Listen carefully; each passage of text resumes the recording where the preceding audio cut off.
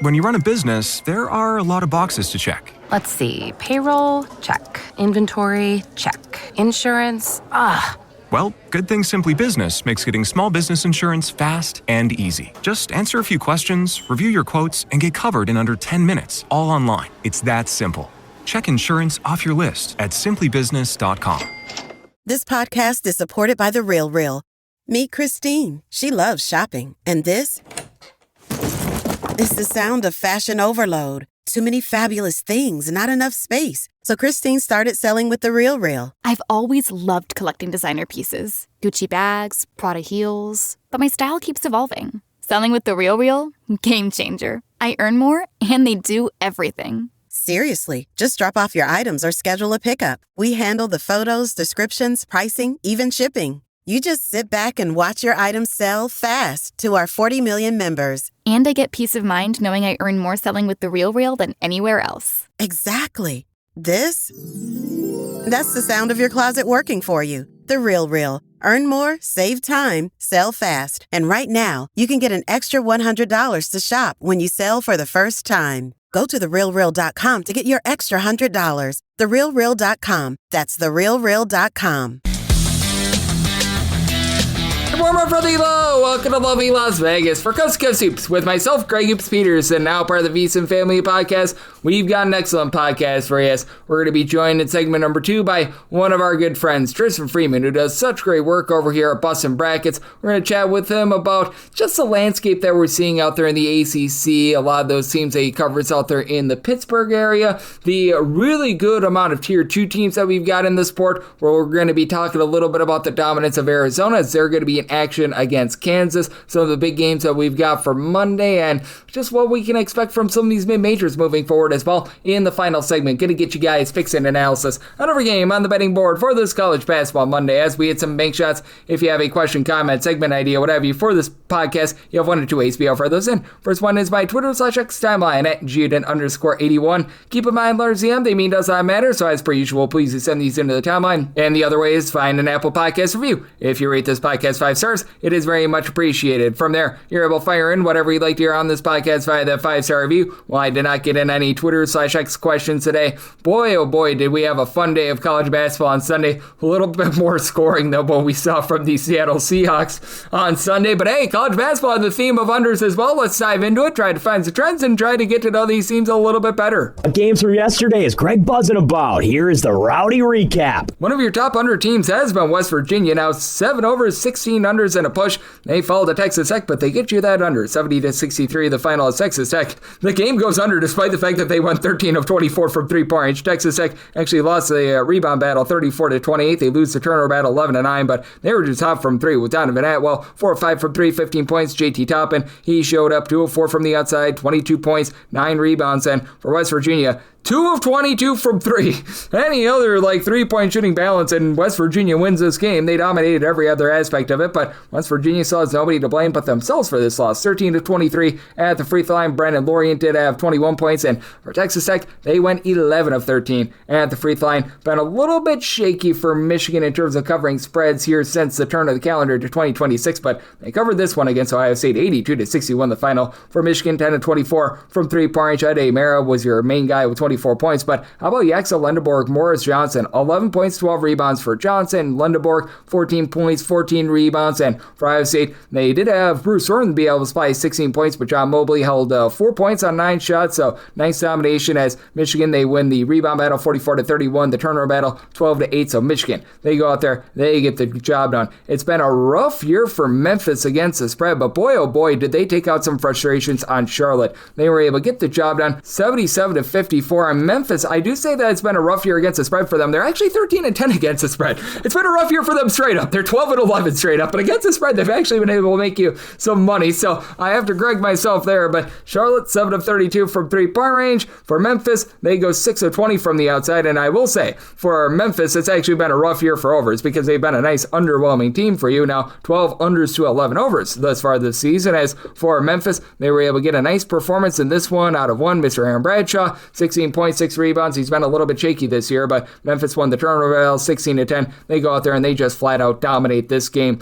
A team that had a little bit of a tough time on Sunday was Iowa. They get the win, but no cover. 76-70 the final, as Iowa has been one of your top over teams out there in the Big Ten. Now 14 overs to 9 unders, despite the fact that they play at a very slow and controlled pace. And for Iowa, an uncharacteristic non-cover for them, as they've actually been very good with this respect as well. Iowa with the non-cover now 15-8 against the spread thus far this season. But for Northwestern, they held in there by shooting 8 of 14 from three-point range. Nick Martinelli showed out 21 points. Now Northwestern loses the rebound battle 34-22, and they do lose the turnover battle 10-8. For Iowa, Bennett Sears really take over this game. 36 big points out of him, and Iowa, they go 23 of 29 at the free throw line, so that was able to help you out with regards to that over. For the Golden Hurricane of Tulsa, they've been a really good team against the spread this season, but unable to get the job done against South Florida. 80-74 the final. Tulsa now 13-8-1 against the spread, and for Tulsa, they go 15 of 38 from three-point range, but they also went 9 of 24 on their two-point shot, so that was not necessarily amazing. As for Tulsa, they actually win the rebound battle 43-36, but 14-7 they lose that turnover battle. And for South Florida, Isaiah Nelson was a dominator down low, 25 points, 10 rebounds. South Florida 23 of 30 at the free throw line. That's able to get it done for them. We saw one game from a real mid-major that happened out there on Sunday. UNC Greensboro is a double-figure underdog. They have had a rough year this year. They take it to the Furman Paladins,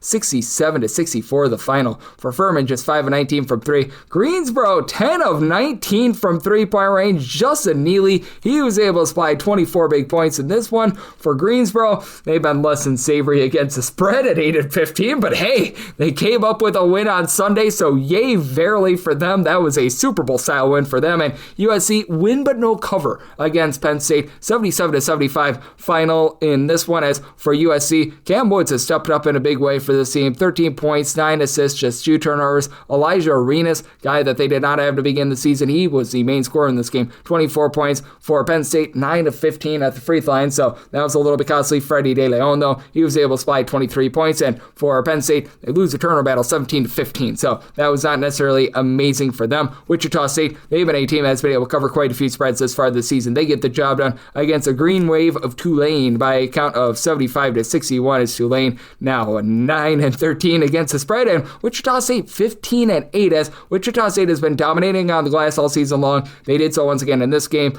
45-31, and Tulane shooting less than 30% from three-point range at home. 3 of 17 from three-point range in this one. Meanwhile, Wichita State, Dylan Beatty be able to really help out this team. 19 points, 9 rebounds, and then Karan Boyd, 18 points, 11 boards. So Wichita State, very nice winner out there. Also being able to come up with a nice winner, Cincinnati, who's been your top under team in all of college basketball this far this season, and one of your worst spread teams thus far as well. As Cincinnati now 10-14 against the spread. They had a nice three-point shooting expose. They put it on Central Florida by a count of 92-72, and for Cincinnati now 6 overs, 18 unders. With that over, that means that Fordham is now your top under team in all of college basketball. Cincinnati very uncharacteristically went 11 of 18 from three-point range. Every single starter had double figures. For Central Florida, they go just 6 of 23 from three-point range, and Cincinnati wins the rebound battle by a count of 37-31, so they were able to get things rocking and rolling after it's been a less than amazing season for them. And the state with the smallest strengths in the union, Minnesota, boy, they had a mini outrageous, shall we say, expose in this one. They lose to Maryland by a count of 67-62 at home. Maryland has actually been a really good over team this year, 14 overs to 9 unders, and this was a underwhelming game. And for Maryland, well, they have underwhelmed against the spread this year, 9-14 against the spread, but they did get this one. As for Maryland, man, that was able to step up in a big way off the bench. David Hewitt, 29 points in 29 minutes, 9 of 13 from the floor. He goes 4 of 7 from 3, and Minnesota does shoot 14 of 33 from three-point range. They also went 6 of 14 on their two-point shots and 8 of 14 at the free throw line. So that was less than amazing for Minnesota. They actually lose a rebound battle 31-28. So Maryland gets the job done out there. And then the other game that we saw on Sunday, that'd be Rice versus UAB. UAB a win but no cover, 71-65. The final is for UAB, just 6 of 22 from three-point range, 13 out of 21 at the free throw line. Rice at my beer 5 of 10 at the free throw line. And for Rice, they actually win the rebound battle 44-43, but they lose the turnover battle 11-7. And on the side of UAB, Chance Westery with 22 points. If you're looking trend-wise at what we're getting in college basketball right now, it has been all about underdogs and the unders overs thus far this season, as thus far the under rate in college basketball is 51.1%, 2,106 unders, 2,014 overs, with the underdogs sitting at 51.3%, 2,111 and 2,008 against the spread. And if you look at the last 7 days in college basketball, it certainly has been one for the dogs, 174 and 164 against the spread, so 51.5% for underdogs, and been very underwhelming. 191 unders to 147 overs, so 56.5% rate to the under. That's what we're seeing in college basketball right now, and that's what we're getting trend-wise. Coming up next, how about if we do chat it up with our good friend Tristan Freeman of Boston Brackets, right here on Coast to Coast Hoops, with myself, Greg Peters, and now part of the VSiN Family Podcast. This podcast is supported by The Real Real. Meet Christine. She loves shopping. And this is the sound of fashion overload. Too many fabulous things, not enough space. So Christine started selling with The Real Real. I've always loved collecting designer pieces. Gucci bags, Prada heels. But my style keeps evolving. Selling with The Real Real? Game changer. I earn more, and they do everything. Seriously, just drop off your items or schedule a pickup. We handle the photos, descriptions, pricing, even shipping. You just sit back and watch your items sell fast to our 40 million members. And I get peace of mind knowing I earn more selling with The Real Real than anywhere else. Exactly. That's the sound of your closet working for you. The Real Real. Earn more, save time, sell fast. And right now, you can get an extra $100 to shop when you sell for the first time. Go to therealreal.com to get your extra $100. Therealreal.com. That's therealreal.com. Side edge this college basketball season? Well, VSiN experts use CBB Analytics, the most comprehensive college basketball analytics platform in the world. See injury impact, on and off data, clutch time performance metrics, first versus second half splits, and so much more. Utilize the promo code of VSiN, that is VSIN, to get $30 off and find your betting edge over at cbbanalytics.com. That is cbbanalytics, all one word.com. For anyone that is new to VSiN, well, I wish you a friendly hello. This is an attention to anyone that is new to VSiN because you're able to get some free stuff with our daily newsletter. It's a great way to catch up on everything that's happening in the sports betting world. It's delivered straight to your inbox every single morning. VSiN's newsletter offers picks, data, strategies for the day's betting menu, and so much more. Sign up for free today over at VSiN.com/newsletter. That's VSIN.com/newsletter, and start receiving your free newsletter tomorrow morning. That is VSIN.com/newsletter. Stay ahead of the game and bet smarter with VSiN.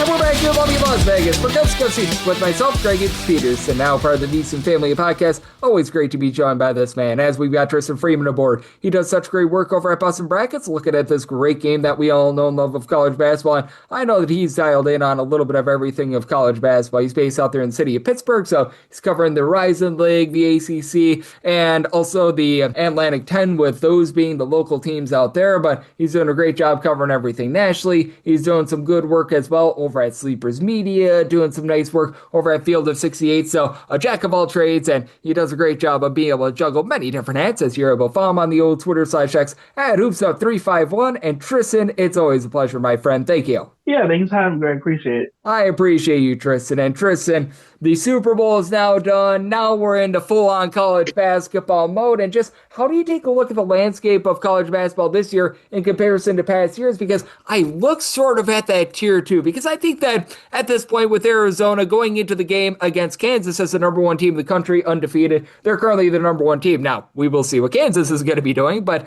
that said, I do feel like they're that top team. But in terms of the, shall we say, tier 2 competitors like Iowa State, I think that Illinois is starting to announce themselves, UConn, list goes on and on. I feel like it's just a really, really deep tier 2, unlike what we've seen in past years. Yeah, you still have about 6 teams with 1 or fewer losses when you include the likes of St. Louis and Miami of Ohio, but it's an incredibly talented top, but it's a very good middle and even third tier thanks to a lot of the elite freshmen. I mean, you can see a team like Arkansas with Darius Acuff and Malik Thomas, going on a run in March. You can also see Mikel Brown, Louisville doing the same. So, yeah, everyone knows about, Arizona, Michigan, Duke, and UConn. But again, teams like Houston, BYU, Kansas, of course, with Darren Peterson, these are all teams who are all capable of either making a deep run in March or knocking off one of those top teams later on in the tournament.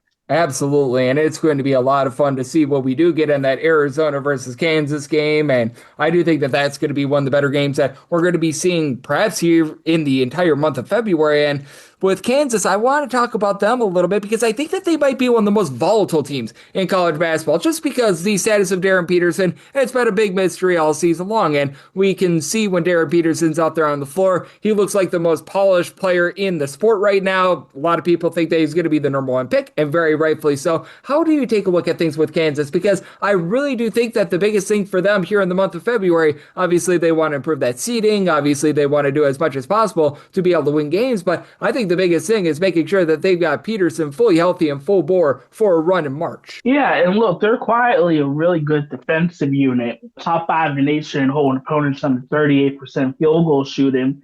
And they have several guys who can be all Big Ten, players, such as Floyd Badunga, Melvin Council, and Trey Wright. So it's not just Peterson, which is why they've been able to hold steady even when he's been out.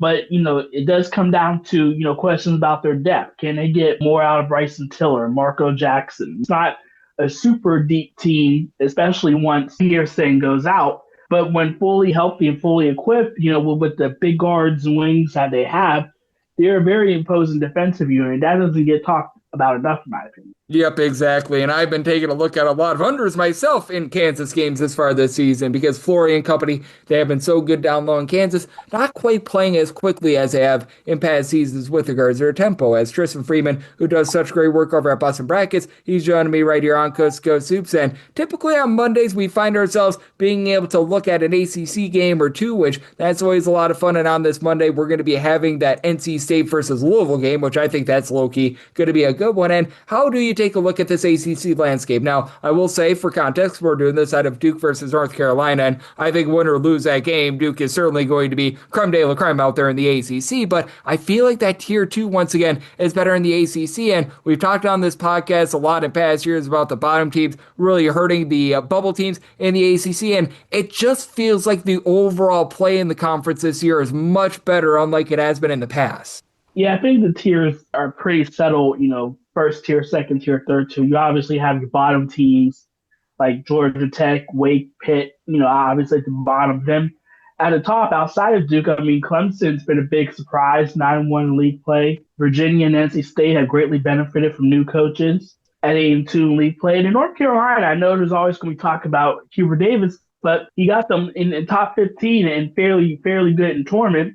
And they're probably the toughest opponent for Duke to play because they got a front court to match up to them. So it'll be interesting to see what happens this weekend because if UNC can find a way to beat Duke, then all of a sudden I think people will take the Tar Heels more seriously. But if not, there's a chance that Duke can run the table in the SEC based on what they have left on the schedule. Yep, and I think that this is going to be a great matchup that we're going to be having on Monday between Louisville and NC State as well, because I do feel like there are two teams of a little bit of volatility right now in the ACC as well, because with NC State, the offense has without question been there. As a matter of fact, going into the weekend, they actually lead the country in points per possession and games played away from them. Defense has left a little bit of something to be desired, and with Louisville, getting back Mikal Brown is so big because we saw the offense really suffer without him, but even with them, it feels like Louisville is sort of a live by the three, die by the three team, and that allows them to beat almost anyone on any floor on any given night. But it also means that if they're cold, we saw them against Boston College a few weeks ago be in a little bit of a tight spot against really the worst team in the ACC. Yeah, I actually was in person for Louisville's game against Notre Dame this weekend, and their three ball was not going down whatsoever. But they were able to win because they got really good front court play with Connie Roos, who's been in and out of the lineup with injury, and then Kashawn Pryor had an impact for them as well. I do think, as you mentioned, they're going to be live and die by not just the three, but also the play of Mikal Brown. He went 1-7 in that game, but they were able to win without him because Isaac McNeely hit some shots. They got, solid play from Sonata Frew. And as I mentioned, Roos and Pryor gave you some. So if the depth can fill out, then maybe they won't be as reliant on Brown, Ryan Combo having to make shots. But they're still a very potent team. They're a team that you don't want to play in March because if they get hot from the perimeter, then they're capable of beating just about anyone. Yep, they certainly are, and that's a Louisville team that I think has some of the most volatility in college basketball, and certainly some upside on bad nights, a little bit of downside as well, but going to be interesting to be able to take a look at them moving forward and that game on Monday, as Tristan Freeman, who does such great work over at Bustin' Brackets, is joining me on Coast to Coast Hoops, and certainly the tiers in college basketball are starting to be settled a little bit, but I want to just get your thoughts on teams that you feel like are maybe going a little bit under the radar, and some of the teams that you're feeling bullish on. Like, I take a look at Illinois, and I think that they deserve some chatter for a Final Four run and a top 5. They've been able to do some nice work. Recognize that they lost a few nights ago, but Central Florida is another team that I'm feeling good about, and just want to get your thoughts on a few teams that you feel like are maybe not getting the love that they deserve, and they have a chance to be able to go on a nice run here in the next few weeks. Yeah, I mean, it's hard to call Florida an under the radar team, but they're still barely ranked in the top 20 after the rough start they have. But their front court is just fantastic with Conde and Chianglu. And then as long as they get just good enough production from Boogie Fran and Xavier Lee, they're going to be a team who, if they end up in the 4 or 5 seed range, it's going to make the 1 seed in their bracket very, very much in trouble. And then St. John's as well. I mean, they obviously, I think people don't respect the Big East outside of UConn and St. John's and maybe Villanova, but the Red Storm is handling business, and they're getting just enough good point guard play and shooting to win these games. They're still an elite defensive team. Obviously, Zuby Ejiofor is one of the best big men in the country, and their defense is great. I do think that they're going to be able to get just enough from the ball handlers to win a lot of these games. They're also a team who might be a bit underseeded because they don't have the resume with the lack of wins. They're also going to be a team to watch that could possibly make a run in March. Yep, absolutely. And speaking of teams that can make a run in March, I know that you're out there in the great city of Pittsburgh, where we've got Duquesne, and the lone A-10 game for Monday is Davidson going up against Mid-Atlantic Christian. And if they lose to Mid-Atlantic Christian, that would not be a good look for the A-10, to say the least. We're going to see much more on Tuesday and Wednesday. But how do you take a look at the landscape of an Atlantic 10, where now it feels like we've got a legitimate shot for multiple teams to be able to get a berth into the NCAA tournament, with how well St. Louis has been playing and the fact that they've become, in my opinion, I mean, forget just mid-majors, but just one of the best teams in all of college basketball, one of the most well-rounded teams in the country. Yeah, and even still, St. Louis is still having to deal with fights of their own. They almost lost at home on the road at Duquesne a couple weeks ago, and then they trailed Davidson by as many as 13 points on the road just a week ago before coming back to get that one. So I wouldn't, lock them in to be a guarantee to win the conference tournament. But yeah, I think St. Joe's has been a great surprise, having won 6 or 7 in league play. Dayton and VC are always going to be teams that can beat just about anyone. And even though George Mason just lost at home to Duquesne, their defense and combined with a healthy Corey Mincy, they're going to be just as good as anyone. And they're probably the toughest opponent left for St. Louis when it comes to their chances of sweeping the A-10 regular season title race. Yep, absolutely. And I do think that Atlantic 10 is going to be so interesting. And just how do you take a look at the landscape of mid-majors this year? Because I know that a lot of people were saying, the mid-majors are dead last year. And I felt like that was a little bit of a one-off. And we just talked about one of the best ones in the country in St. Louis. You've got a Miami of Ohio team that entered into the weekend undefeated as well. And it does feel like we're starting to get more of those good mid-majors back. Obviously recognize that maybe it's not back to where it was a decade or so ago. But I think that there are a lot of feisty teams. Even a team like a Stephen F. Austin and there in the Southland is a team I'm starting to feel very bullish about, not just in their conference, but perhaps if they get like a 13 or a 14 seed in the NCAA tournament. Yeah, I do think the top teams in the respective majors have shown to be really good. I mean, High Point, whenever, Cam Fletcher is healthy, they're a team that absolutely can knock off someone if they're a 13, 14 seed. Charleston, UNC Wilmington, out of the CAAs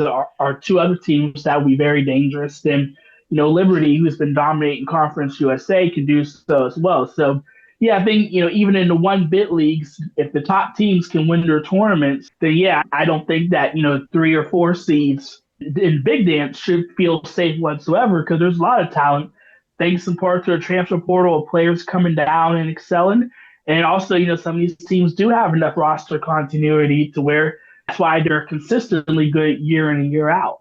Yep, I'm right there with you. I think that it's going to be great what we're going to be getting the next few weeks, and there's a lot of people are jumping on the college basketball bandwagon with football now out of our lives. Now it's full bore college basketball, and you, much like myself, Tristan, have been following this all 12 months out of the year. You do such an excellent job at a variety of different platforms, so let the good people at home know what's all on tap for you and how people can follow along on social media and other platforms. Yeah, you can follow me at Hoopsnut351 on Twitter/X, and you can also follow my work at Bustin' Brackets, Field 68, and Hoops HQ. And check out my article on Field 68 tomorrow, recapping everything that happened latest Thursdays. Absolutely. And Tristan, he does such an excellent job looking at this great game that we all know and love of college basketball. And every single time he joins me, he lends such great insights. So a big thanks to Tristan for joining me on Coast to Coast Hoops, now part of the VSiN Family Podcast. And coming next, it is that time of the podcast. I give you picks and analysis on every game on the betting board for this college basketball Monday as we hit some bank shots. When it's time to replace your appliances, Lowe's has you covered. Get up to 35% off select major appliances. And members get more like free delivery, haul away, basic installation and parts, and a 2-year Lowe's protection plan when you spend $2,500 or more on select major appliances. Our best lineup is here at Lowe's. Valid through 2/25 while supplies last. Selection varies by location. Excludes Massachusetts, Maryland, Wisconsin, New Jersey, Florida. Loyalty program subject to terms and conditions. Visit Lowes.com/terms for details. Subject to change. And we're back here in lovely Las Vegas for Coast to Coast Hoops with myself, Craig Hoops Peterson, now part of the VSiN Family Podcast. Always great to be joined by Tristan Freeman, who does such amazing work over at Bustin' Brackets. Every single time he joins me, he lends such great insights, and he did so once again today. So a big thanks to Tristan for joining me in the last segment. Now it is that time of the podcast. I give you picks and analysis on every game on the betting board for this college basketball Monday as we hit some bank shots. Most financial establishments close at a certain time, but not here. It is time for a side and total on every game on today's betting board bank shots.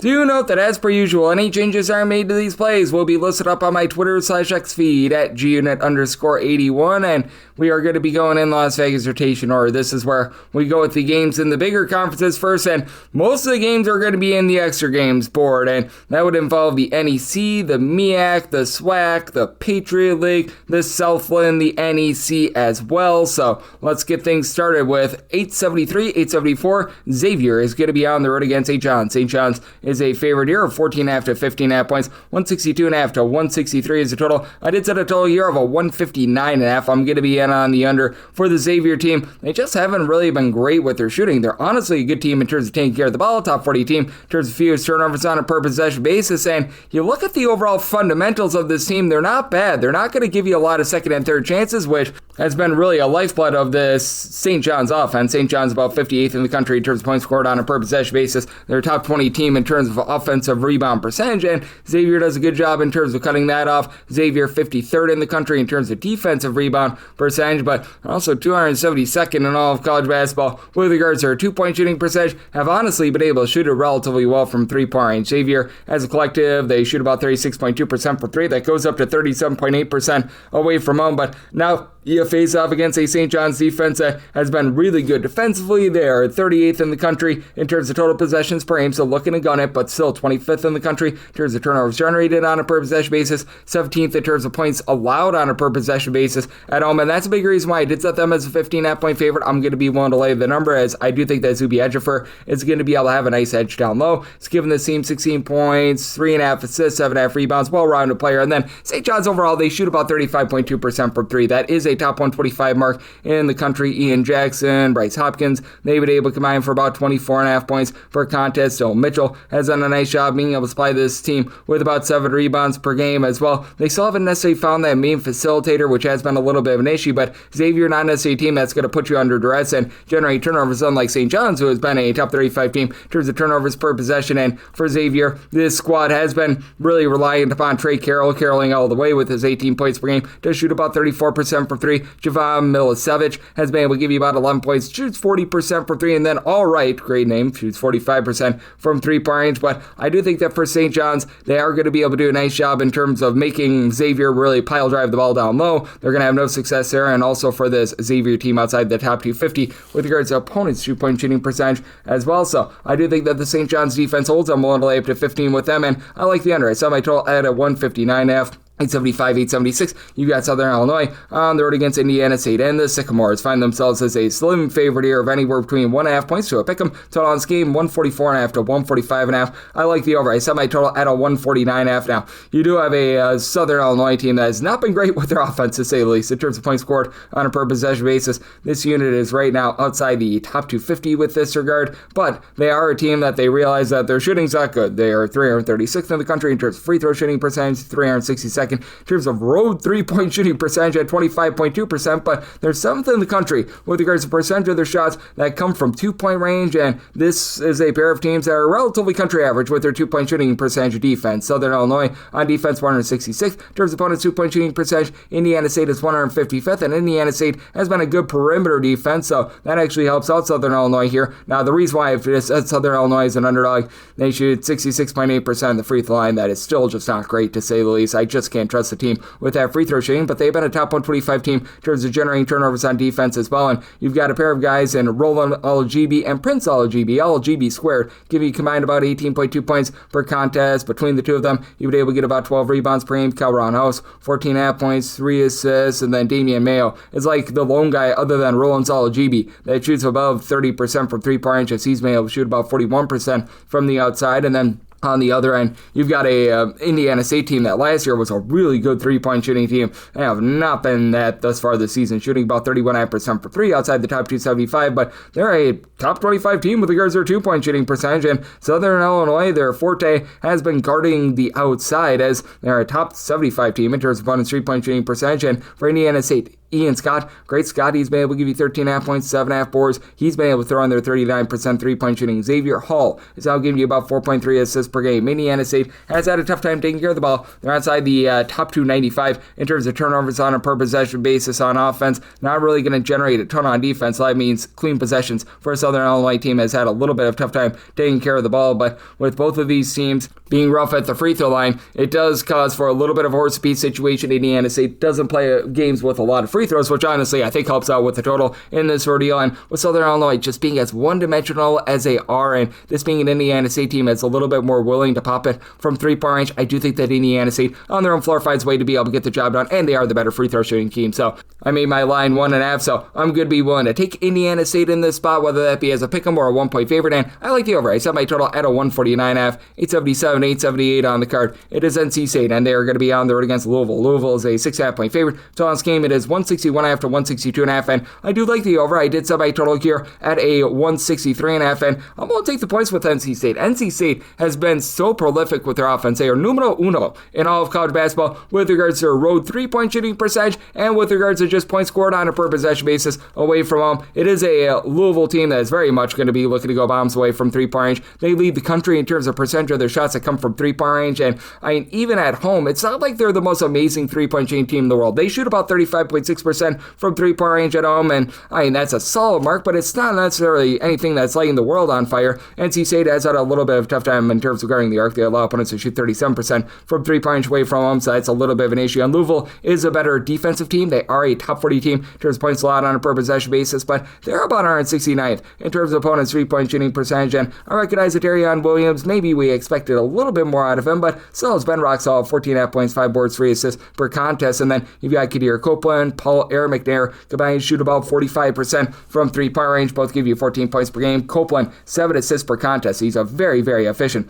point forward, and if there's one place that NC State is going to have a disadvantage, it is going to be on the glass. This Louisville team, top 45 team with regards to rebound percentage, as Sandera Frew is able to give you about 6.5 rebounds per game. Javon Hadley throws in their 5 boards per contest as well, but I'm getting back Mikael Brown, I think really does help out this Louisville offense. He's able to give you about 5.5 assists, 15.5 points per contest. Isaac McNeely, still a nice three-point shooter at 40%, and Ryan Conwell is getting better looks now that Mikael Brown is back out there on the floor, but certainly it is a Louisville team that has been a little bit hit or miss with that three-point shooting. Now, they're very good down low, actually. Louisville is a top 25 team with regards to their own two-point shooting percentage and their opponent's two-point shooting percentage, and this is not going to be like a slow game or anything like that. I recognize that neither of these teams are necessarily warp speed fast, but you do have a Louisville team that, in terms of total possessions per game, they're checking in right around about 78th in all of college basketball. NC State, they're about 123rd, and I do think that with NC State just having as much offensive firepower as they do have, even though they're going to lose the battle on the glass, that they're going to be able to hold in this game. I did set my line at a 5.5, so I had 6+. I'm in on the points with NC State, and I'm going to be taking a shot on the over as well, so by total 163.5, 879, 880. You've got the Drake playing goes to Valparaiso, and Valparaiso does find themselves as a underdog pretty much at 2.5 across the board. I was seeing a little bit earlier at 2, but mostly seeing 2.5 total on scheme. It is 143.5, and I'm going to be in on this under. I did set my total at a 138.5, and I did set my line at 2.5, so I'm going to be waiting for a little bit of line movement at a 2 or less. I'd be willing to lay the number with Drake 3 or more. Take the points with Valparaiso. Valparaiso just not a great shooting team. They're outside the top 325 with regards to their own 2-point shooting percentage, but what Valparaiso does a nice job of is the little things. This team takes care of the ball. They're a top 125 team in terms of fewest turnovers on a per possession basis. Now,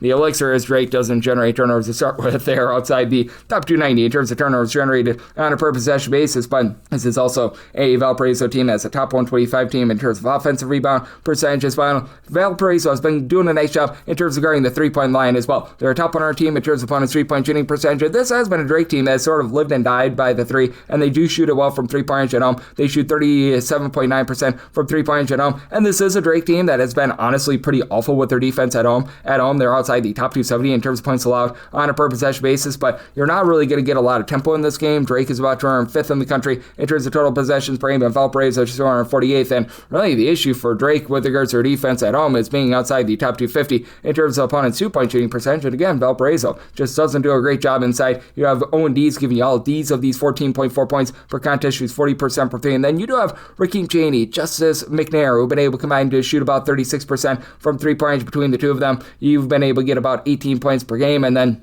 on the other side of things, you've got a Drake bunch that has a really nice go-to guard in Jalen Quinn, who's been able to give you 19.5 points, 3.5 assists per contest, and then Oku Frederico down low has been able to be a solid rebounder. He and Wilkins Exacte both give you between 5.2 and 5.3 rebounds per game. Quinn has been able to shoot about 35.5% from 3-point range. As for Drake, this is a squad that has been having a little bit of an issue inside. They're outside the top 150 with their own 2-point shooting percentage, and they just don't pull in there a lot of second and third chances. This Drake team is outside the top 270 with regards to percentage of their missed shots that result in an offensive rebound. Now, they're not necessarily the world's worst team in terms of the defensive glass, but at the same time, they are going to give up a few second and third chances as well. With this Drake bunch in terms of defensive rebound percentage, they check in right around about 200th in all of college basketball. I do think that that's going to help Valparaiso remain lively. Valparaiso, about a country average team with regards to their free throw shooting percentage. I do think that in the end, Drake is going to be able to pull out this game because they themselves have been a relatively okay team in terms of just not being sloppy with it, and they make the most out of their possessions. This Drake team, top 75 unit in terms of fewest turnovers on a per possession basis, and they are the far better shooting team. So at a 2 or less, I'm willing to lay with Drake. 3 or more, I'm going to be willing to take the points with Valparaiso, but do you think that this is going to be a slow down game where possessions are going to be a little bit at a premium? So by total 138.5, I'm in on the under. 881, 882. Illinois State is going to be on the road against Evansville. Evansville does find themselves as a home underdog here of 9.5 points. 138.5 is a total, and for Illinois State, I did set them as a 13.5 point favorite. I'm going to be willing to lay the number. Illinois State is currently at 27th in the country in terms of points allowed on a per possession basis. Their 3-point shooting is not quite what it was a season ago, but they're still 128th in the country with regards to that. And Evansville, they just have not been able to get a whole heck of a lot going on offense. They are a bottom 35 team in the country in terms of points scored on a per possession basis. At home, they shoot 28.6% from 3-point range. That's a bottom 20 mark in all of college basketball. In terms of turnovers on a per possession basis, they're in the bottom 30 in the country. If they do have a little bit of good news, it's that Connor Turnbull, who was dealing with an injury for like 8 or so games. He's their top scorer and top rebounder. Right now, supplying 11.5 points, 6.1 rebounds per game. He returned in the last 2 games, but he's also been limited in the last 2 games as well. Played 15 minutes or fewer in both of those, so that hurts this team. You do have Joshua Hughes giving you about 37% 3-point shooting. He's been able to supply the team with about 9 points per game, but for Evansville, just a big giant sea of red with regards to their offense. And I mean, while the defense isn't quite as bad as the offense, it's still not been great to say the least. They're about 192nd in the country in terms of defensive rebound percentage, as they're allowing opponents to grab about 29% of their misses as an offensive rebound. And Illinois State does not allow second and third chances. They are 6th in the country with regards to defensive rebound percentage. Evansville overall 276th in the country in terms of points allowed on a per possession basis, and a relatively mid-tempo team, 238th in terms of total possessions per game. Illinois State has slowed themselves down a little bit, but still a mid-tempo team, 226th in terms of total possessions per game. And for Illinois State, they've been able to have all this success despite the fact that really their top three-point shooter from a season ago, Johnny Kinzinger, has taken a step back. He's only shooting 29.7% for three, 11.5 points per contest, but Bones Gunberg, Tyree Coleman both shoot 42.2% for three. Both give you identical 10.5 point per game numbers, and then you've been able to have Landon Wolf shoot 40% for three. He's been able to supply the team with about 6.5 points per game. It's an Illinois State team that's been also rock solid with regards to both their 2-point and 3-point shooting percentages, both in the top 85 in all of college basketball. They've been a top 125 team with regards to their 2-point shooting percentage. If you do have trepidation here, they shoot just 68.5% of the free throw line, but I think that they put such a number on Evansville that they don't even need to go to the free throw line to cover the summer. Semi-line at 13.5. I'm going to be willing to lay with Illinois State, and I did set a total here of a 137.5, but I don't think that Evansville does their part with the total, so in on the under 883, 884, you've got Belmont on the road against Bradley, and the Braves of Bradley are a 2.5 point underdog, and your total on this game, it is 154.5 to 155, and I did set my total here at a 153.5. I'm going to be taking the shot on the under, mainly because this is a Belmont team that, if you look at what they've been able to do away from home with their defense, it has been impressive. They're actually giving up about 11.4 points per 100 possessions fewer away from home rather than at home. They're 4th in the country in terms of points allowed on a per possession basis away from home. Here's a reason why I did have to set Bradley as a favorite, though. For this Belmont bunch, they have been very sloppy in terms of little things. They're one of the best 3-point shooting teams that you're going to find in all of college basketball. Right now, Belmont, they shoot as a collective 41.1% for three. That actually goes up to 42.4% from 3-point range away from home, and they play at a brisk pace. They're right around about 110th in the country in terms of total possessions per game, so they're fast, but they're not warp speed fast. But for Belmont, 290th in the country in terms of turnovers on a per possession basis on offense, and let's say that you get yourself into a little bit of a tight spot. This Belmont team is right now shooting 66.7% at the free throw line. That is 342nd in all of college basketball. This is a Bradley group that they're more around about 74.5% the free throw line. That is 107th in the nation, and for Bradley, they have been a top 45 team in terms of turnovers generated on a per possession basis, as you've got Jaquan Johnson, who's really been that main catalyst for this defense. 16 points, 2.8 steals, shoots 38% for three. Alex Ubergerse is able to give you 11.5 points, shoots 41.5% for three. Now, Bradley has been shooting about 35.5% for three. They go up against a Belmont team that's been very good in terms of shutting that down, and for Bradley, where they've really had issues is on the inside. They're outside the top 275 with regards to their own 2-point shooting percentage. To the credit of Bradley, they're not allowing a ton of second and third chances. They're a top 145 team in terms of defensive rebound percentage. It's a Belmont team that they're ranking more around about 175th, but away from home, teams are grabbing only about 23.4% of their missed shots as an offensive rebound. That's been a top 35 mark in all of college basketball, but with Montana Wheeler on the side of Bradley being able to just step up, give the team 9 points, trio of assists, shoots 36% from 3-point range. I think that that's going to be big for a Bradley team that has been a top 75 team in terms of taking care of the ball. Meanwhile, for Belmont, you've got one of the best 3-point shooters that you're going to find in the nation, Entitled Lundblade, 15.5 points, shoots 39% from 3-point range on volume. Sam Orme, 12.5 points, 5.5 rebounds per game, but Nick McLean right now is dealing with a little bit of an injury that does hurt this Belmont team quite a bit. You've had Jack Smiley be able to step up in the interim, give you about 2.5 assists, 8 points per contest, and for Belmont, while they do such a great job with regards to their overall shooting, just the sloppiness and the fact that they don't give themselves second chances. They're outside the top 275 with regards to offensive rebound percentage. I do think that that's going to be costly to them. I did set my total at a 153.5, so I had a 154.5, 155. I think that the turnovers cost you an over, and I think that they cost Belmont the game. I set Bradley as a 1.5 point favorite. I'm in on Bradley on the money line, and I'm going to be willing to take a shot on this total under as well. 885, 886. You've got UNC Wilmington on the road against Charleston. Charleston is a 1 to a 1.5 point favorite. 149.5 is the total. I made Wilmington the 3.5 point favorite, so I'm going to be willing to take them on the money line for Wilmington. They just absolutely dominate on the glass. Wilmington has been doing a good job in terms of slowing games down as well for this UNC Wilmington team. They, in terms of total possessions per game, are 316th. They are 60th in terms of points allowed on a per possession basis, and when you combine that with being 10th in the country in terms of road rebound percentage, that makes things very, very lethal. With Patrick Wessler, he's been able to give you 13.5 points, 9 rebounds per game. He comes in for Virginia Tech, and he's been an absolute dominator down low with the block per contest.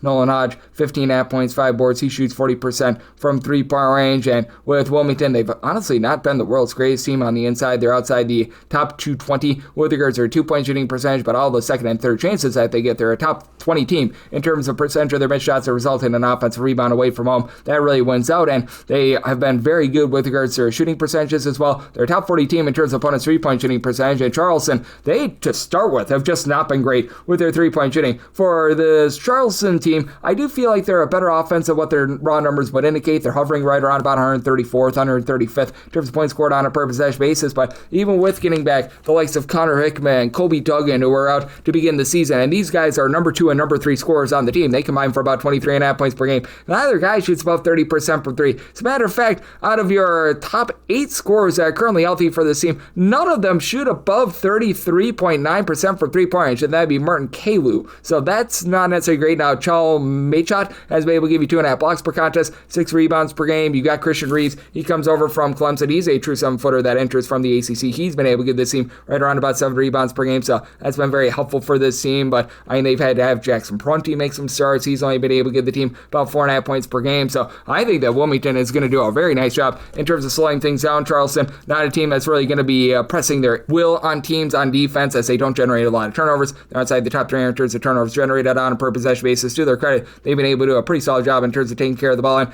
Charleston is fast, but not like super fast. They're about 122nd in the country in terms of total possessions per game. I think that Wilmington is going to be able to dominate on the inside, with this being a Charleston team that, with regards to offensive rebound percentage, are well outside the top 125 there, and they're really giving up a lot of second and third chances as well. This is a Charleston team that's 179th in terms of defensive rebound percentage, so I do think that this Wilmington team goes out there, controls the boards, gets the job done. Semi-line at 3.5. I like Wilmington on the money line, and I'm in on the under. I semi-total at a 141.5, 887, 888. You've got Oregon, and they're going to be on the road against Indiana, and old Indiana does find themselves as an 11.5 point favorite total on this game. It is 142.5, and I did set Indiana as a 13-point favorite. I'm going to be willing to lay the number. My initial number was more around 16 to 16.5, but I did make an adjustment with Nate Biddle coming back for Oregon, and that is absolutely massive. You saw him in the last game that they played against Purdue. He was doing it all by himself in that game overall for the season. 17 points, 6.5 boards, and at 7 feet tall, he's been able to shoot about 34% from 3, had 23 points, 5 boards in his return against Purdue, so they absolutely needed him. They're still going to be without Jackson Shelstad, though, and you do have still TK Simpkins, Kwan Evans. They combined to give you about 25.5 points per game, but it's an Oregon team that, even with Biddle back, they've had a very tough time taking care of the ball. They've been outside the top 235 in terms of turnovers on a per possession basis. They are still well outside the top 235 with their 2-point and 3-point shooting percentage. The main forte of this Oregon team has been the fact that they've been able to give themselves some second and third chances. That was going on the fritz a little bit with Biddle being the full, but I mean, even in the games that he was gone, they were still okay there, and overall for the season, 51st in the country in terms of percentage of missed shots that resulted in an offensive rebound, and Indiana hasn't done a lot of that. Indiana just 255th, but this is an Indiana team that's still a top 85 team in terms of points allowed on a per possession basis, and for Indiana, they're going to have by far the best score in this game, as you've been able to have Lamar Wilkerson step up in a big way, 20.5 points. He shoots 38% from 3-point. Overall, Indiana has been a top 30 team with regards to their 2-point shooting percentage. Biddle should be able to help out a little bit with that, but this is also an Indiana team that in a pressure spot, they shoot 78.8% of the free throw line. That's a top 10 mark in all of college basketball. They do a nice job valuing the ball. Top 75 unit in terms of fewest turnovers on a per possession basis. And with this Oregon team, even with having Biddle out there being a team that's outside the top 150 with regards to opponents' 2-point shooting percentage, outside the top 200 with regards to opponents' 3-point shooting percentage, and them, in my opinion, not having any sort of an answer for the versatility of Tucker DeVries, who's done a nice job being able to just give this team a little bit of this and that. 14 points, 5.5 boards, 3 assists, shoots in the mid-30s from 3-point range. I do think that this Indiana team is going to be able to get the job done, though again, made my line a little bit less with Biddle being out there on the floor. Set my line at 13. I'm going to be willing to lay with Indiana. Set my total at a 143. I think that Biddle does just enough to help out that Oregon offense to be able to get you the over, as it has been an Oregon team and an Indiana team that have been both relatively mid-tempo this far this season. Indiana about 195th in the country in terms of total possessions per game. Oregon, they are currently 278th, but again, that dipped way down when they were without Biddle. So I'm going to be in on the over, and I'm willing to lay it with Indiana. 889, 890. Arizona is going to be on the road against Kansas. Kansas find themselves as a home underdog of 2.5 points. 151.5 to 152 is the total, and I set my line at 1.5. Bill Self has never lost at home on Big Monday, but Arizona has not lost all season long as well. So it's a good old situation of something's got to give. I'm willing to take 2+ here with Kansas. Don't necessarily want the money line, because this is an Arizona team that has been able to overcome all tests, and this is an Arizona team that just flat out is well-rounded, and I think that this is going to be a game that's going to be controlled on the glass. You've got Flory Badunga for this Kansas team, giving you about multiple blocks per contest, 8+ rebounds, 15+ points per game, and then Melvin Council has been a little bit of a do-it-all guy, 13 plus points. He's able to pop it from three. He's able to give you 5 rebounds per game. Obviously, Darren Peterson giving you the 20 points and nearly 40% three-point shooting helps out this offense, but he has been held down a little bit more in the last 2 games. And for this Arizona team, they have just been really good with regards to their defense in general. They're a top 25 team in terms of both points scored and points allowed on a per possession basis. Top 5 team in terms of opponents' 2-point shooting percentage as well. Now, Trey White on the flip side for Kansas, 13 plus points. He does shoot 40 plus % from 3. He throws in there some rebounds, so he helps out there. But you've got Brandon Burries, Koa Pete, along Jaden Bradley. Just such a good 3-headed monster. Between these 3 guys, you're able to get a combined about 42.5 to 43 points per game. With Bradley, he's now shooting 42%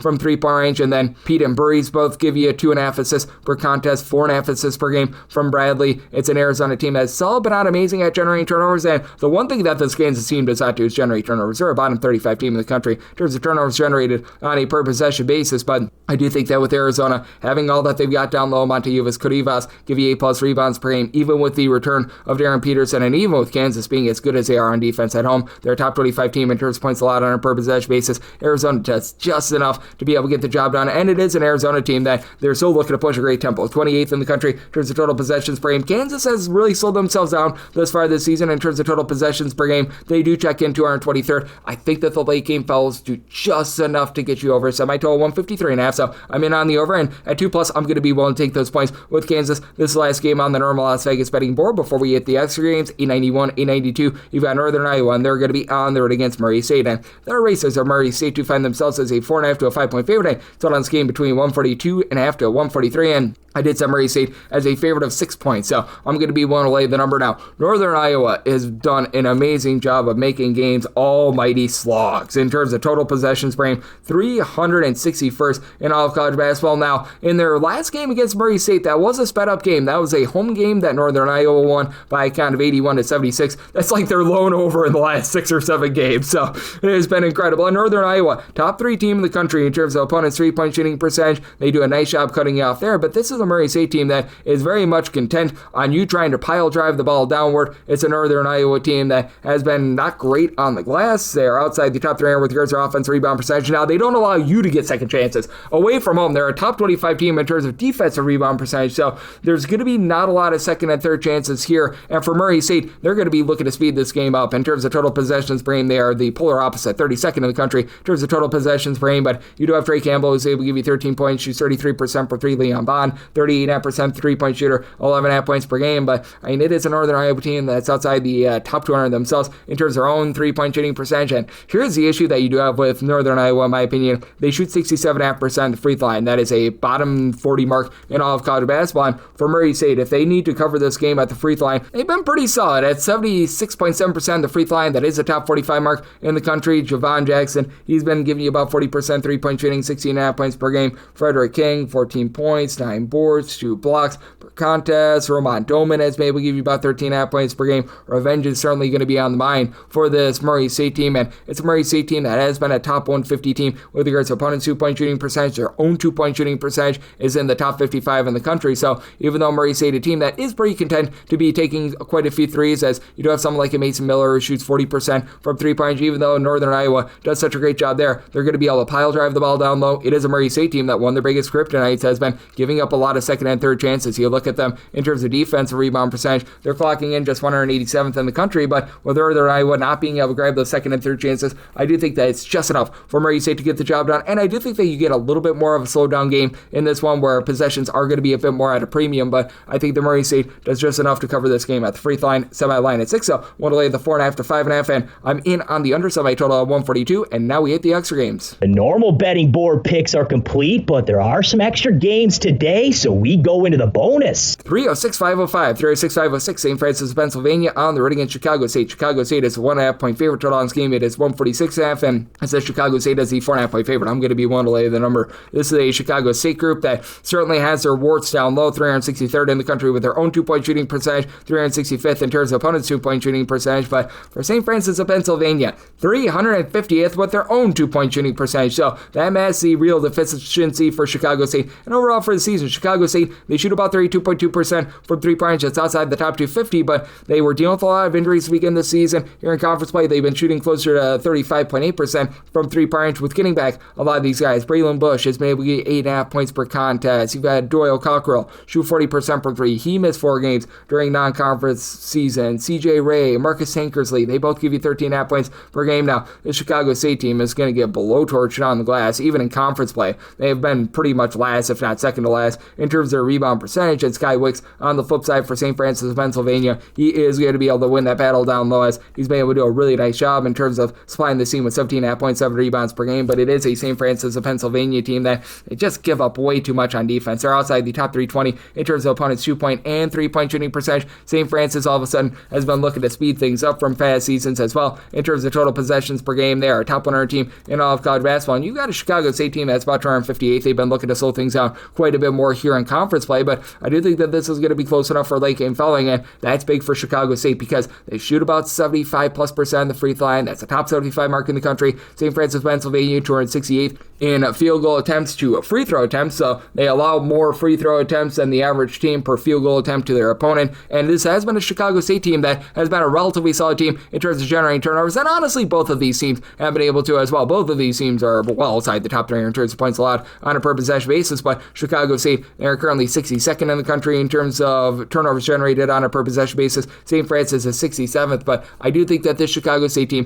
going to do a little bit of a better job in terms of taking care of the ball. St. Francis has been outside the top 270 in terms of turnovers on a per possession basis, even with Zion Russell, give you 12 points, shooting 35% from 3. And Ahmad Henderson does shoot 41% from 3. He supplies the team with 9 points per game, but I do think that the reinforcements for Chicago State and that good free throw shooting is enough to be able to get it done. I set my total here at a 144.5, so I'm going to be willing to take a shot here on Chicago State, and I like the under as well. Set my total at a 144.5 on this 146.5 line. It's 306-507, 306-508. Navy is on the road against Bucknell. Bucknell is a underdog of 5.5 to 6.5 points. 134.5 is the total, and I made Bucknell the 7.5 point underdog. I'm going to be willing to lay it here with Navy. Navy is just doing such a great job defensively, and you're not going to get second chances on them. 40th in the country in terms of defensive rebound percentage. Bucknell, they have been a wretched defense, to say the least. Currently, they are 291st in the country in terms of points allowed on a per possession basis. Navy is 32nd, and the Navy defense just really travels. In terms of points allowed on a per possession basis, in a roadside neutral court venue, they are 9th in the country, and Aiden Kaloy is going to be able to control this game. 15.5 points, 10.5 rebounds per game. Don Draper doesn't give you a lot of scoring with about 7 points per game, but throws in there 6 boards, pair of assists, steal, and a block per contest. And you right now have Amon Doris, the 6'11" big man for Bucknell, comes over from Germany, give you about 34% 3-point shooting, 15 points per game. But for Bucknell, they are well outside the top 290 in terms of their 2-point and 3-point shooting percentage. They rely upon free throw shooting. They actually are a top 35 team, shooting 77.1% at the free throw line, but they're outside the top 300 with regards to their ball security as well, and they're outside the top 330 in terms of opponents' 3-point shooting percentage. So there's not a lot going well for Bucknell. They're not allowing a ton of second and third chances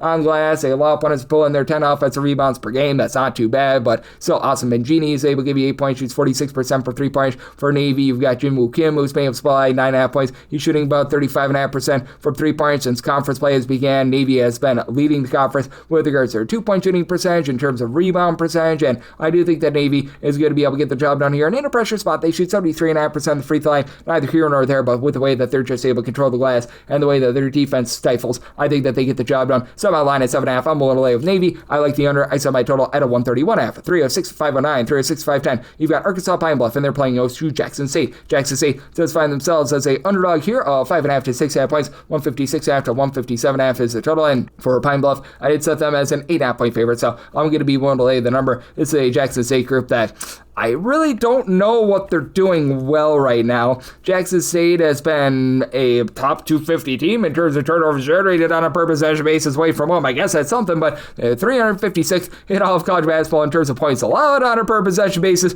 In terms of points scored on a per possession basis, they're 345th away from home. That is a bottom 15 mark. Now for Jackson State, they do have a guy that is able to take over a game in Deshaun Ruffin, 23.5 points, 5.5 assists. He's been able to give you about 33% 3-point shooting, but they just have absolutely nothing down low. You've got Dijani Thomas, who's been able to supply 6 rebounds per game. He is the lone guy on the roster that gives you over 5 rebounds per game. Hey, there's something. Jackson State shoots 77% at the free throw line. That's a top 50 mark in the country. So, yay, verily there. And Pine Bluff is a team that is going to put you on the free throw line. It's a Pine Bluff defense as well outside the top 300 themselves in terms of points allowed on a per possession basis. But I think that their main 2 guys, Keon Williams, Jaquan Scott, are going to be able to take over this game. They've been able to combine for 33 points per contest. With Williams, he shoots 37.5% from 3, and then you've had Trevon Payton be able to shoot 48% from three, 10 points per contest. Pine Bluff has all of a sudden become a top 175 team with their three-point shooting percentage. They themselves shoot about 75.5% at the free throw line. The main issue for Pine Bluff has been turnovers. They're outside the top 320 with regards to ball security, and it's not a team that's very great on the glass, but they're all a lot better than a Jackson State team as well outside the top 325 with regards to their overall rebound percentage, as you've also been able to have Milan Charles come in there, give you about 11.5 points, 4.5 rebounds per game, and you should get a lot of possessions in this game. For Arkansas Pine Bluff, they're 40th in the country in terms of total possessions per game. Jackson State is 44th, so I did set a total here of a 156.5. 157.5 is my buy point on the under, just because I just don't know if Jackson State is efficient enough to be able to help you out with that over, and I'm willing to lay with Pine Bluff, made them an 8.5 point favorite. 306-511, 306-512. Yale is on the road against Howard. Howard is a home underdog here of 8.5 to 9.5 points. 147.5 is the total line with Yale. I made them an 8-point favorite, so at 8.5, I'm going to be willing to take the points with Howard. It's a Howard defense that is much better than it has been in the past. For Howard, they're actually 20th in the country in terms of points allowed on a per possession basis, which I'm just stunned by that. And this Yale team is 217th. Now, where Yale shines is on the offensive side of things. They are number one in the country in terms of three-point shooting percentage. They shoot 42.2% from three-point range, fourth in the country overall in terms of points scored on a per possession basis. But this has been a Howard team that where they've really been able to thrive with regards to their defense is the perimeter defense. They're neither here nor there on the inside, but this is a Howard group that right now is allowing teams to shoot just 32% from three-point range. That's a top 85 mark in the country. They've been much better than they have been in the past in terms of generating turnovers as well. In terms of turnovers generated on a per possession basis, this Howard group is 18th in the country. Meanwhile, Yale is just not generating a lot of turnovers. Yale should be able to control things a little bit more down low, as you've got Nick Townsend still shooting over 50% from three-point range. He's supplying you 17 points, 8 rebounds per game. Additionally, you've been able to have Riley Fox be a foxy guy with 12.5 points. He shoots 40% from three-point range, and for Yale, they actually give up fewer points per possession away from home rather than at home. I'm not sure why, but they've been a little bit better here. They've been a top 200 team in terms of points allowed on a per possession basis. Away from home, at home, it's just an absolute wreck. But that said, I do think that for Howard, they're going to be able to hold in there because they've got Bryce Harris, who I think is one of the more underrated players in all of college basketball. Zach Suffer with 17.5 points, 7 boards, 2.5 assists per contest. They were dealing with an injury to Cedric Taylor for the first 10 or so games of the season. He gives you 16.5 points per game. Nobody else gives you double figures, but guys like Osei Okoji, Cam Gillis, they're able to give you like 9 points per game. Alex Kahn has been able to step up in a big way as well. It's our group that has been country average with regards to their three-point shooting percentage. They've been very good at getting to the free throw line, though. They're a top 25 team in terms of free throw attempts on a per possession basis, in terms of being able to pull in there some second and third chances as well. I do think that Howard is going to have a little bit of success even with Isaac Salazar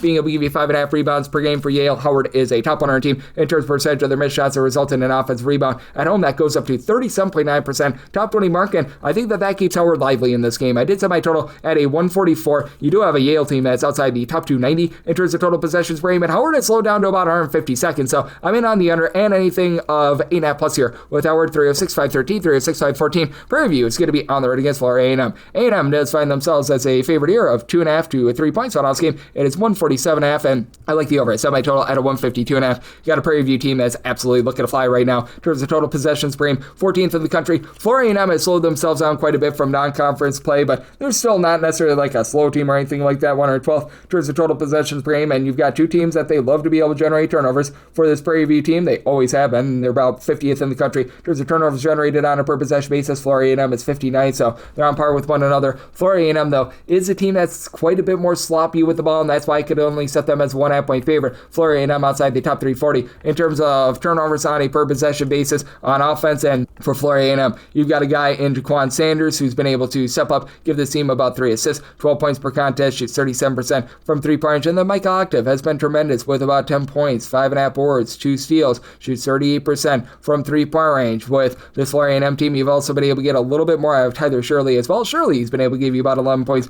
5 rebounds per game, but they, in a pressure spot, shoot 66.4% the free throw line. That is bottom 20 mark in all of college basketball. And with Prairie View and their high-octane style, this is a team that is going to be very willing to put you on the free throw line in terms of free throw attempts allowed on a per possession basis. They're a bottom 30 team in the country, and Deron Joseph is able to give you 20.5 points per contest. He's a nice takeover guy for Prairie View. They're only shooting about 32.5% from three-point range, but they've honestly been able to do a little bit of a better job on the glass. Typically, their dead last last in the country in terms of rebound percentage. Now they're just bottom 20, so yay to that. But for this Prairie View team, I do think that they're going to be able to do a nice job in terms of holding in this game, as when you take a look at what they've been able to do here in conference play, they've done a great job in terms of taking care of the ball. Only about 10.5 turnovers per game in conference play. Corey Wells has been Wells with giving you about 13 points, 7 boards, CO per contest. You've got Lance Williams who's able to shoot 40% from 3-point. I think that that's enough to hold in there, and I think that you get a very, very fast game in which you just flat out get enough possessions for the over. So I told more at around a 152.5, 153.5, so I'm in on the over, and we'll take 2+ here with Prairie View. 3-6-5-15, 3-6-5-16. Central Arkansas is going to be on the road against North Alabama. North Alabama does find themselves as an underdog here of 7 to 7.5 points. So on scheme, it is 149.5, sub on line at 7.5. So 7 or less, I'm going to be willing to lay with Central Arkansas. Central Arkansas overall 174th in the country in terms of points allowed on a per possession basis. If they do have a weakness, it is on the inside in terms of opponents' 2-point shooting percentage. Central Arkansas is ranking a nice 343rd, but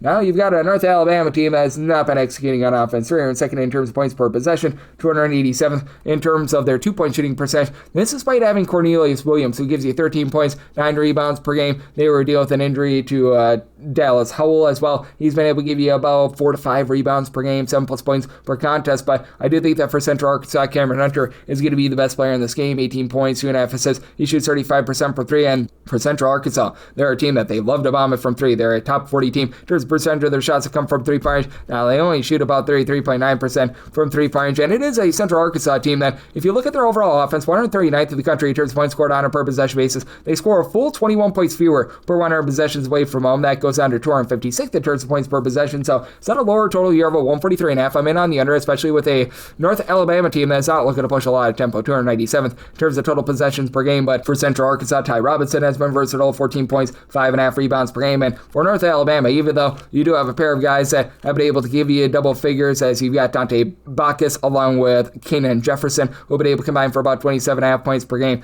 Both these guys combined to shoot less than 30% from 3-point range. It's been a mess in terms of just being able to get good, clean looks for these guys. They're outside the top 290 with their free throw shooting percentage, outside the top 300 with their 3-point shooting percentage, and they do give it up from the outside. This North Alabama team is outside the top 300 with regards to opponents' 3-point shooting percentage as well. It has been a Central Arkansas team that's been better at taking care of the ball than in the past, but they still do have some turnover warts as well. They're outside the top 125 in terms of ball security, so interesting bit of a circumstance here. I'm willing to lay up to 7 with Central Arkansas in a pressure spot. They only shoot 68.5% free throw line, so a little bit of caution there, but willing to lay up to 7 with Central Arkansas, and I like the under. I set my total at a 143.5, 306.517, 306.518. You've got Incarnate Word on the road against Southeast Louisiana. Southeast Louisiana is a 1.5 point favorite. Total on this game 138.5, and with Southeast Louisiana, I did set them as 1.5 point underdog. I'm going to be willing to take a shot on the Incarnate Word money line. It's an Incarnate Word team that is looking to play very slow and controlled, and really both of these teams are. For Incarnate Word, 303rd in the country in terms of total possessions per game. Southeast Louisiana, they are even slower at 328th, and for Southeast Louisiana, they just have no outside shooting whatsoever. This team is in the bottom 30 in terms of their 3-point shooting percentage on offense. They're really not doing the same job on the glass that they have in the past. They're only about 249th in terms of percentage of their missed shots that result in an offensive rebound. They're 249th in terms of defensive rebound percentage as well. They are really missing Brody Woodbury from a season ago, and for Southeast Louisiana, the big key is they just need to find someone to be able to help out their main 2 scorers. Jeremy Elise, Isaiah Gaines have both been able to give you 10.8 points per contest. Neither of these guys shoot it well from 3. You've got one player on the roster that averages over 4 points per game, that shoots above 30% from 3. Makai Miles shoots 37% from 3, about 7.9 points per game, and for Southeast Louisiana, they've done a great job in terms of generating turnovers. They're a top 75 team in terms of turnovers generated on a per possession basis, but you do have an Incarnate Word team that is a top 100 team in terms of taking care of the ball. Incarnate Word overall about 201st in the country in terms of points scored on a per possession basis, mainly because they have been pretty fragile with their 2-point shooting percentage. They're 310th there, but this is a team that's able to go bombs away from 3-point range as well. Incarnate Word has been about a country average team with regards to opponents' 3-point shooting percentage, so they do a pretty solid job there. Meanwhile, you've got Jordan Pike, who's been able to give you about 13.5 points, 5 boards. He shoots a ball from 3, and then Taj Tavetsky, Davion Bradley, they combine for 36 points per game. They combine to shoot over 36% from 3 for an Incarnate Word team that overall shoots 36% from 3, 62nd in all of college basketball. If you do have Incarnate Word in a little bit of a tight spot, they are the better free throw shooting team as well as Southeast Louisiana. Right now, they are shooting about 68.8% of the free throw line. That's 293rd in all of college basketball. Meanwhile, Incarnate Incarnate Word, they do shoot more like 69.5% of the free throw line, so both teams have their issues there, and that's a big reason why I do like the under. So my total at 137.5, but for Incarnate Word, made them the 1.5 point favorite. I like them out right here on the money line. 306-519, 306-520. Northwestern St is going to be on the road against Lamar. Lamar is an 8.5 point favorite to this game, 136.5, and with Lamar, I made them the 9 point favorite, so I'm going to be willing to lay up to 8.5 with them. And when it comes to this Northwestern St team, they're just getting wrecked on the glass. They're outside the top 3 with regards to rebound percentage. Now, part of that was because Billy Williams himself for the first 8 or so games of the season, and since he's come back, 9.1 points, 8.6 rebounds per game. He is the lone guy on the roster that gives you over 3.6 rebounds per game. You only have 2 guys that give you over 2.7 rebounds per game. They're allergic to rebounds. They're not the worst 3-point shooting team, as you got Izzy Miles shooting 44% from 3, 10.5 points per game, and then Micah Thomas, your top scorer, shoots 93% free throw line, 36.5% from 3, 16.5 points, 3 assists per contest. And with this bunch, you've been able to have them be able to give you a little bit more of something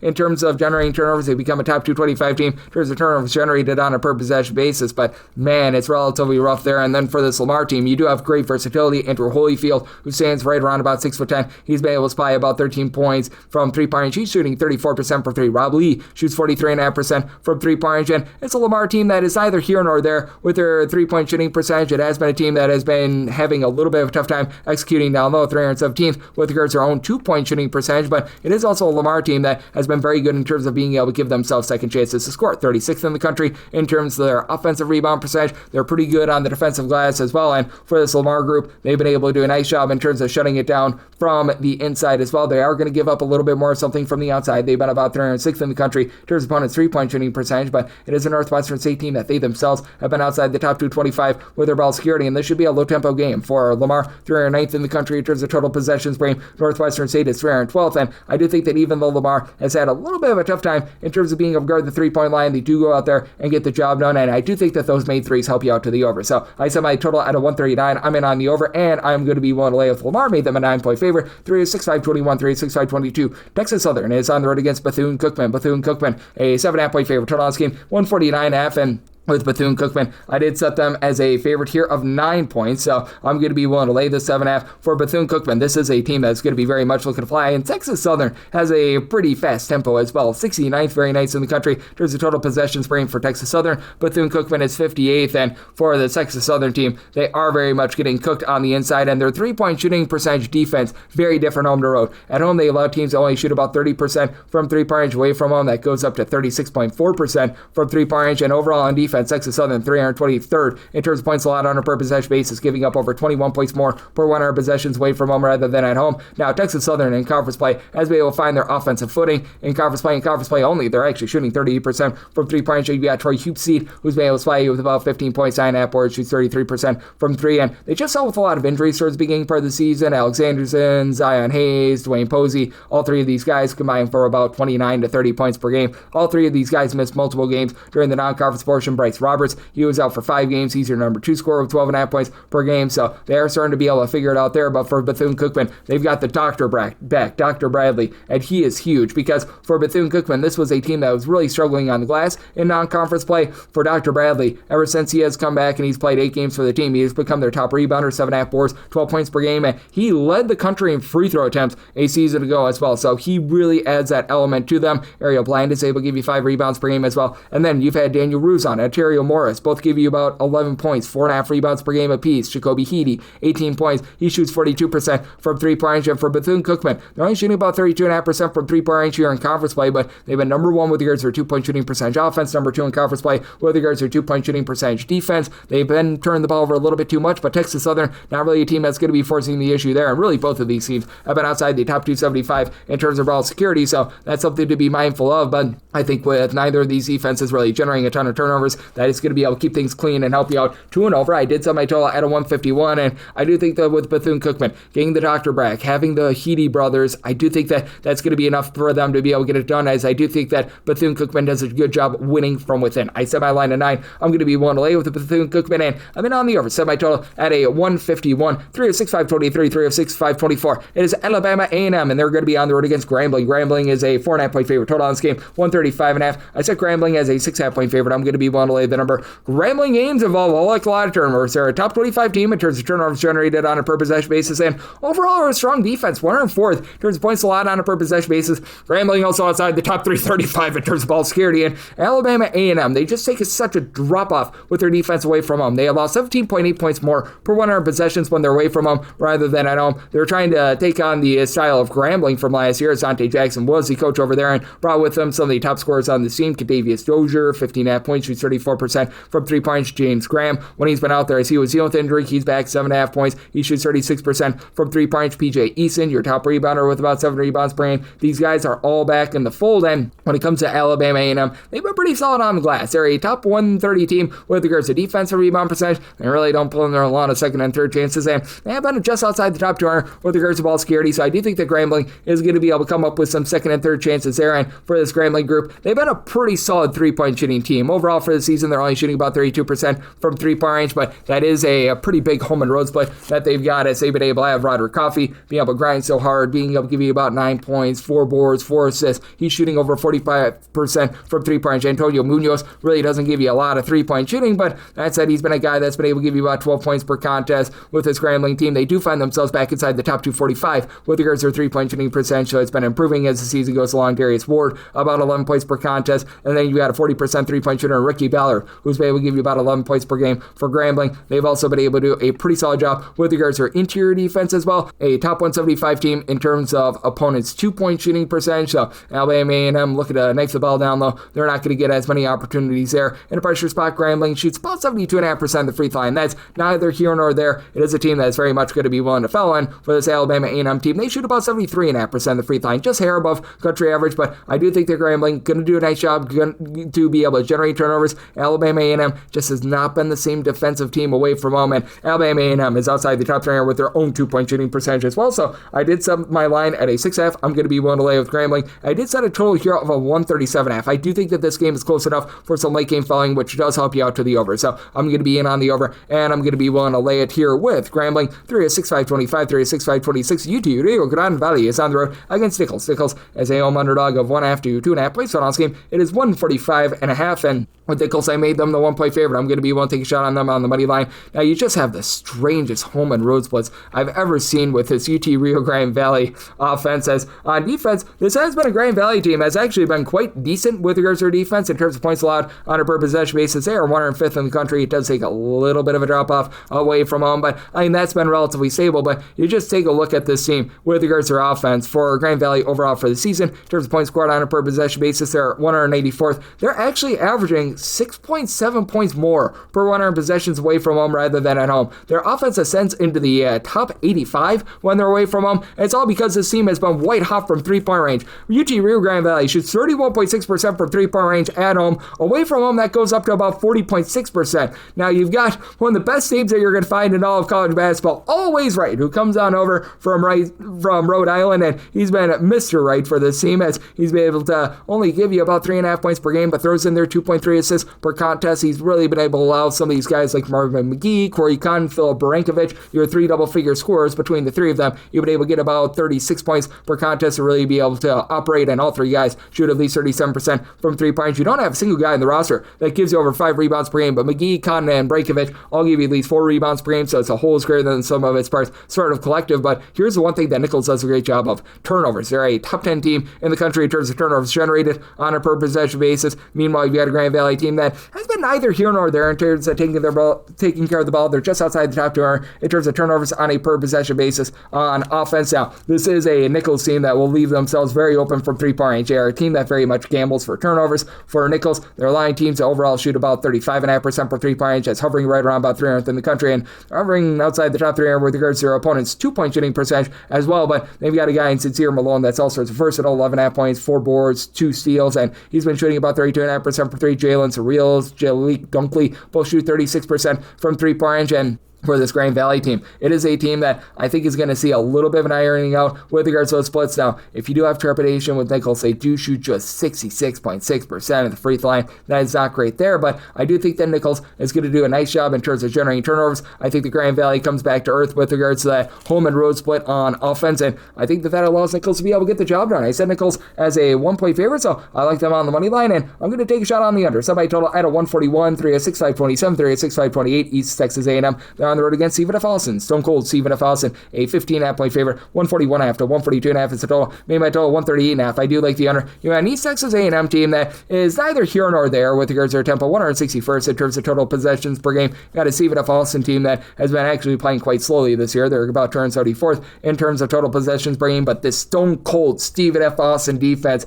man, has it been good. Right now, they are 17th in terms of points allowed on a per possession basis. They're just doing the little things well as they're 39th in terms of fewest turnovers on a per possession basis on offense. On offense, they're 86th in terms of points per possession. Now, we'll say for Stephen F. Austin, bottom 20 team in the country with regards to their free throw shooting percentage specifically at home, but for Stephen F. Austin, the way that they're not allowing any good looks from 2-point or 3-point range is just absolutely incredible. They're not the same turnover team from a season ago. They're hovering right around about 200th in terms of turnovers generated on a per possession basis, but with having Keon Thompson lead the way with 18 points, 4 assists, shooting about 33% from 3. Cam Burton, Narat Kijovinic have been able to combine for 18 points. They both shoot about 40% from 3. You just have good versatility, and then Jared Colonel, he only gives you 5 points per game, but about 7 rebounds, a steal, and 2.5 blocks per contest. So they're one of the better shot blocking teams that you're going to find at the mid-major ranks. They're one of the best teams in the country in terms of not putting you on the free throw line, and East Texas A&M has not been able to get any offense going whatsoever. Right now, they're about 341st in the country in terms of points scored on a per possession basis.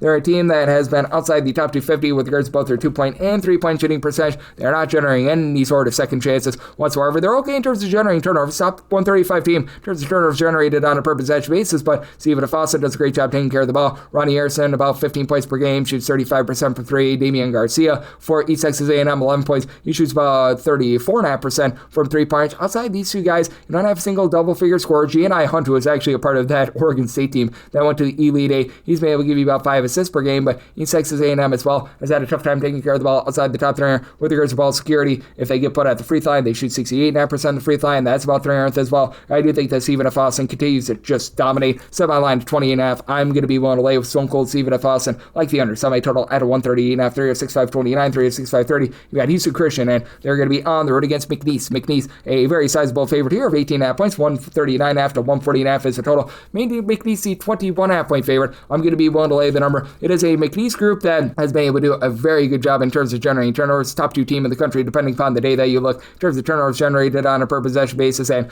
they should be able to hold down a Houston Christian team that at home, Houston Christian shoots 38% from 3. That goes down to 31.7% away from home, and it's a Houston Christian defense that it's just not good. Just because you play slowly does not mean that you play good defense, as Houston Christian is playing at a snail's pace, 352nd in terms of total possessions per game, so they're not giving up like the 85 plus that you'd expect from a bad defense, but 307th in terms of points allowed on a per possession basis. And for Houston Christian, you do have a pair of guys that will give you double figures. Skyland Green along with Damari Williams have been able to combine for about 20.5 points, but between the two of them, they only shoot 30% from 3. Now, Trent Johnson, 8.5 points, he shoots 42% from 3. DeAndre Samuels has been able to shoot about 36% from the outside, but you don't have a single guy in the roster that gives you over 5 rebounds per game for this Houston Christian team. They do find themselves outside the top 225 in terms of rebound percentage, and they're just getting blasted down low. They're outside the top 250 with their own 2-point shooting percentage. They're outside the top 320 in terms of opponents' 2-point shooting percentage. For McNeese, I recognize that they've had some issues with regards to their 3-point shooting. They're only shooting about 32% from the outside. They're outside the top 240 in all of college basketball. They're a pretty nice home and road split with McNeese as well. Right now, are making 39.4% of their 3-point shots at home compared to 26.2% away from home. I think that irons out a little bit. And Larry Johnson, no, not the running back, has been able to give you 17 points, 5 rebounds per game. But then you've got Tyson Archie, Javon Garcia, DJ Turner-Up Richards, combined for the three of them to shoot about 37% from 3. You've had Mr. Archie be able to give you 13.5 points. That's steal and per contest. Richards doesn't really give you a lot of steals, but he shoots 39% 59% for three. Garcia is able to throw in there a pair of steals per contest. It's a McNeese team that has been outside the top 275 in terms of defensive rebound percentage, but Houston Christian, not necessarily the world's greatest team in terms of getting second and third chances, and this McNeese team should be able to absolutely dominate in terms of being able to generate second and third chances for themselves. 17th in the country in terms of percentage of their missed shots that result in an offensive rebound. I think that they go out there, dominate, get the job done. I did set my total at a 139.5. I think that just because of the low amount of possessions in this game, as McNeese, also a very slow and controlled team, 288 in terms of total possessions per game, and the turnovers keep you under, so in on the under, and I'm willing to lay up to 21 here with McNeese. 306-531, 306-532. Delaware State, they're going to be on the road against NC Central. NC Central is a 7.5 to an 8.5 point favorite. 134.5 is the total. So by total 131, I'm going to be on the under. Delaware State has actually been a halfway decent defense, and boy, oh boy, this team is not generating any offense whatsoever. Delaware State away from home shoots 28.4% from three-point range, bottom 30 mark in the country, and out of 365 Division I teams, they are 365th in terms of points scored on a per possession basis. So again, the defense is not bad. Now they can be gashed inside. They're about 311th in the country in terms of opponents' 2-point shooting percentage, but they've been a good 3-point shooting defense, and they've been one of the best teams in the country in terms of generating turnovers. 19th in the country in terms of turnovers generated on a per possession basis. NC Central, 63rd in the country in terms of turnovers on a per possession basis generated. And if you look only at their home games, 24.6% of opponents' possessions turn into a turnover. That is Mambo number 5 in all of college basketball. So I'm in on this under for Delaware State. You right now have one guy who's been able to give you a double figures, the Ponce James, give you 14.5 points per game, and the Ponce was dealing with injury before, just returned for this team. So that helps him out a little bit, and that's a big reason why I did set Delaware State here as a 7-point dog, so I'm going to be willing to take the points. You've got Corey Perkins, who's been able to fly about 8 points per contest. They've been dealing with a little bit of injury to Miles Webb as well, but he should be out there. He's been able to give the team about 5 rebounds per game. It is a Delaware State team that's quite fragile down low, but they're really not allowing a lot of second and third chances. But again, you've got an NC Central team that they really don't do anything down low, and for the North Carolina Central team, it's a team that's relying upon 2 guys for scoring. Gage Lattimore, about 18 points, throws in their 2.5 assists, shoots 37% from 3. Corey Carvey, about 13.5 points per contest, 6.5 rebounds per game. And then you do have Dante Johnson, who's not much of a scorer, but he helps facilitate the offense, 2.5 steals, 6 assists per contest. And Jay Slack has all of a sudden been able to shoot 41% from 3-point range, but he gives you about 8.5 points per game for NC Central. They're outside the top 275 with their own 2-point shooting percentage, outside the top 300 with regards to opponents' 2-point shooting percentage, or outside the top 300 with regards to their own rebound percentage.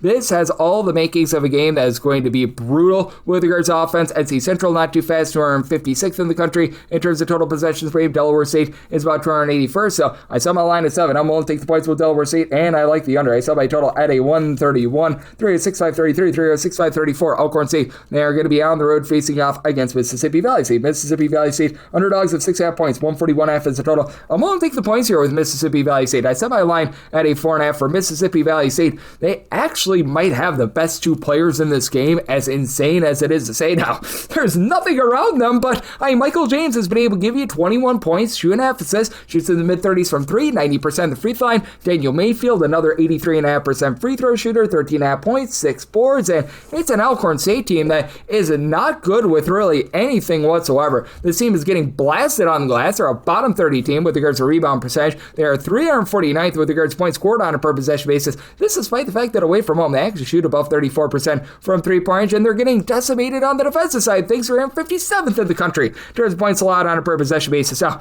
Mississippi Valley State, 362nd in the country in terms of points allowed on a per possession basis, and should get a little bit of tempo here. Alcorn State has been slowed down here in conference play, but still 147th in the country in terms of total possessions per game. Mississippi Valley State is 85th, so I'm in on that over, set by total 144.5. And outside of Mayfield and James, you have had Xavier and Childress when he's been out there on the floor, be able to give you about 9.5 points per game, but he's been dealing with a lot of injuries. Should be good to go in this game, though. And then on the flip side for Alcorn State, you've been able to have quite a bit of production out of Shane Lancaster with about 11.5 points. He is actually shooting 49% from 3-point range, and as a collective, Alcorn State is shooting about 35.5% from 3-point range if you include their non-D1 games. So they've been a relatively good shooting team, but they're getting just absolutely destroyed down low. They're a bottom 15 team in terms of opponents' 2-point shooting percentage and their own 2-point shooting percentage. Tyson McDaniels give you about 10.5 points, 5.2 rebounds per game. Nick Woodyard is the lone other guy on the roster that gives you over 4 rebounds per game with about 4.3 boards per contest. In a pressure spot, Alcorn State only shoots 69% of the free throw line. They fell quite a bit, and Mississippi Valley State honestly is not the world's worst free throw shooting team at 72.2%. That's hovering right around about country average. I think that Mississippi Valley State, who's incredibly sloppy with the ball, they're a bottom 5 team in the country in terms of taking care of the ball, holds in there, and I think that you get an over with how bad these defenses are. So somebody total at a 144.5. I like the over and the points here with Mississippi Valley State 306-535, 306-536. Texas A&M Corpus Christi on the road against New Orleans. New Orleans does find themselves as a 1.5 point favorite in some spots, 1.5 point underdog in other spots. It's on this game, and it's 148.5. Set Corpus Christi as a 1.5 point favorite, so would be one to lay up to one with Corpus Christi. If you find them as an underdog, all the better. As Corpus Christi, I think that they just win this turnover battle to be able to win the game, because Corpus Christi has been one of the best teams in terms of generating turnovers in all of college basketball, in terms of turnovers generated on a per possession basis, and this New Orleans team does not take care of the ball. They're outside the top 330 in terms of turnovers on a per possession basis on offense, but Corpus Christi 45th in terms of turnovers per possession generated on defense. New Orleans here 35th, and I will say for New Orleans, a relatively good free throw shooting team, and this is a Corpus Christi team that is going to put you on the free throw line with their very physical style, so that'll help out. You've got Xavier Buckley along with Colton Benson, who've been able to combine for about 28 to 9 points per game, and then with having Buckley, he's been able to give you about 5 assists, 5 rebounds per game, but Sheldon Williams should be able to do a nice job down low, 7 boards, 11.5 points per game. Now you do have NJ Thomas on the flip side for New Orleans, give you about 11 points, 8 rebounds per game, and Churchill Abis, multiple blocks, 6 rebounds, about 9 to 10 points per game as well. So Corpus Christi going to have their hands full down low, but also for this Corpus Christi team, they're really not allowing a lot of second and third chances as well. It is a team that they could be at a little bit more on the inside in terms of opponents' 2-point shooting percentage. They are clocking in just 216th in all of college basketball, but in terms of defensive rebound percentage, Corpus Christi, top 150 team there, away from home. That actually ascends into the top 100 in all of college basketball. And for Corpus Christi, you've got Frank Yatina, who's been able to give you about 7 points, or is in there 3.5 rebounds per game. Nicholas Bunyo has been able to throw in there about 11.5 points, shoots 38% from 3. Corpus Christi, overall shooting about 34.5% from 3-point range. Not going to call it amazing, but certainly not awful. It's a New Orleans team that has been having quite a few issues in terms of just being able to find things on the inside as well for this New Orleans team. In terms of their own 2-point shooting percentage, they have been outside the top 225 there. They're really giving it up with regards to 3-point shooting at home as well. Teams at home are shooting 37.4 from 3-point range against them. It is a New Orleans team that's looking to play fast, 88th in the country in terms of total possessions per game, with the Texas A&M Corpus Christi team, a little bit of a slower team at 275th. So interesting circumstance here. I did set Corpus Christi as 1.5 point favorite, so wanted to take them as a very, very small favorite / an underdog, and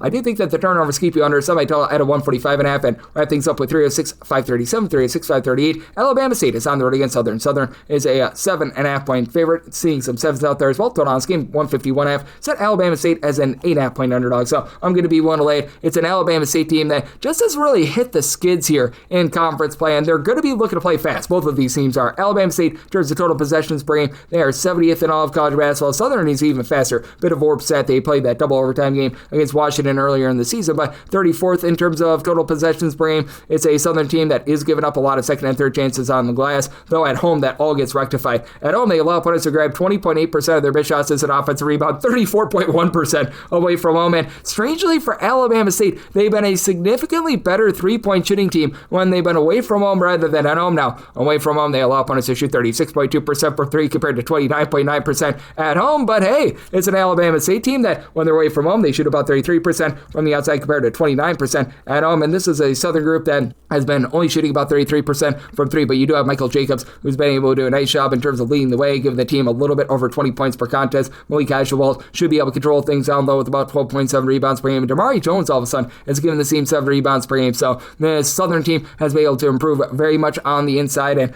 are not quite what they were in terms of generating turnovers a season ago, but they've been a top 85 team with this regard. And for Alabama State, they're actually 41st in the country in terms of turnovers generated on a per possession basis. And I do like what you've been able to get out of Jacarius Stanback, 7.5 points, 2 blocks, 5 rebounds per game. As John Anderson, he's been able to give you about 16.5 points per game, but has been dealing with a little bit of injury. We have not seen him in the last few games. He was able to play in the Grambling game, but was very limited there. And I would expect the same thing. I think that he goes in this game, but I don't think that he's necessarily 100%. So I sort of split the difference in terms of the handicap for him in this game. Micah Simpson has been able to give you about 14 points per game as well, but it's an Alabama State team that just in conference play, they have not been able to put together great offense. They are outside the top 3 with regards to their 2-point shooting percentage, and outside the top 3 with regards to opponents' 2-point shooting percentage as well. I do think that you're going to get enough possessions here to be able to hit the over. I somebody total 152.5, and I think that you could get some late game fouling as down 7 to 8 points, you get those late fouls. So I'm in on the over, and with Southern, set them as an 8.5 point favorite. I'm going to be willing to lay up to today with them, and that'll wrap things up for the Monday edition of Coast to Coast Hoops, now part of the VSiN Family Podcast. A big thanks to our good friend Tristan Freeman of Boston Brackets for joining me in the last segment. If you do like what you're hearing from this fine podcast, Coast to Coast Hoops, you're able to subscribe wherever your podcasts, Apple Podcasts, Google Play, Spotify, Stitcher, and TuneIn. If you have a question, comment, segment idea, whatever for this podcast, you have one of two ways we fire those in. First one is my Twitter/X timeline at gunit_81. Keep in mind, Louisiana, the me does not matter, so per usual, please do send these into the timeline. And the other way is via an Apple Podcast review. If you rate this podcast 5 stars, it is very much appreciated. And then from there, you're able to fire in whatever you'd like to hear on this podcast via that 5-star review. And I'm coming at you guys every single day on this podcast with picks and analysis on every single game, every single day. So I'll be back with you once again tomorrow. Thank you.